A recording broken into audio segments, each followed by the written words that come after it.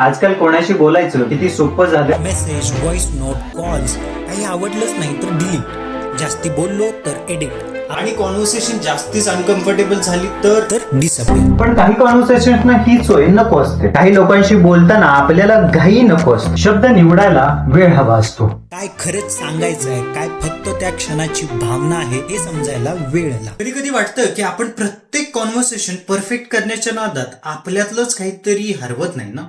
कारण आपली पर्सनॅलिटी आपण किती परफेक्ट बोलतो यातून बनत नाही, पण आपल्या शब्दांची जबाबदारी किती घेतो यातून बनतो. काही कॉन्व्हर्सेशन आपल्याला फक्त बोलण्यासाठी नसतात. म्हणून मी आज माझ्या बहिणींना पत्र लिहायला घेतोय.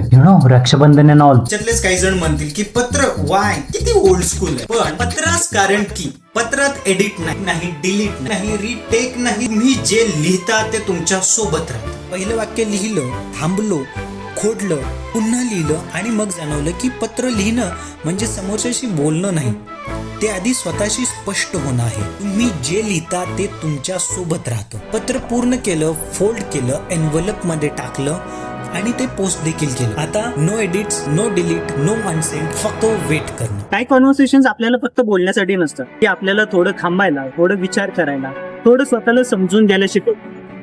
आणि कदाचित म्हणूनच आजच्या जगात आपल्याला नवीन टूलची गरज नाही. गरज आहे ती थोड्या पेशन्स, गरज आहे ती थोड्या क्लिअरिटी, गरज आहे ती क्लिअर कम्युनिकेशन, गरज आहे ती एका गिफ्टची. भाई गिफ्टचं काय? रे तो एल लग गए.